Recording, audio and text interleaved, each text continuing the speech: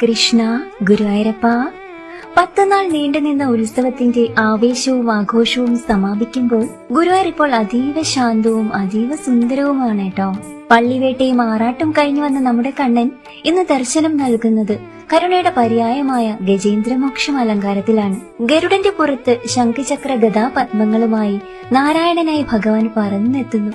താഴെ മുതലയുടെ പിടിയിൽപ്പെട്ട് വേദനയാൽ ഉഴലുമ്പോഴും തന്റെ ഭക്തി കൈവിടാതെ ഒരു താമരപ്പൂ ഉയർത്തിക്കൊണ്ട് നാരായണ എന്ന് വിളിക്കുന്ന ഗജേന്ദ്രൻ, ആ വിളി കേൾക്കാൻ കാത്തു നിന്നവനെ പോലെ പറന്നിറങ്ങുന്ന ഭഗവാൻ. ഈ കാഴ്ച ഇന്ന് ശ്രീലകത്തെ സാക്ഷാൽ വൈകുണ്ഠമാക്കി മാറ്റിയിരിക്കുന്ന കാഴ്ച കാണാൻ എത്ര ഭംഗിയായിരുന്നു എന്നോ. ആപത്തിൽ വിളിക്കുന്ന ഭക്തനെ രക്ഷിക്കാൻ താൻ കൂടെയുണ്ട് എന്ന് ഓർമ്മിപ്പിച്ചുകൊണ്ട് തുമ്പിക്കൈ ഉയർത്തി നിൽക്കുന്ന ഗജേന്ദ്രനിലേക്ക് ഭഗവാൻ കരുണ ചൊരിയുന്നു. ഈ കാഴ്ച കാണുമ്പോഴേ ഉള്ളിലൊരു കുളിർമയാണ്. എത്ര വലിയ സങ്കടമായാലും വിളിപ്പുറത്തെത്തുന്ന എന്റെ പൊന്നു ഗുരുവായൂരപ്പൻ, സർവ്വ പാപങ്ങളും തീർക്കുന്ന ആ ചതുർബാഹു രൂപത്തിനു മുൻപിൽ നമുക്കും പ്രാർത്ഥിക്കാം. എന്റെ ഗുരുവായൂരപ്പ എന്നും കൂടെ ഉണ്ടാവണേ.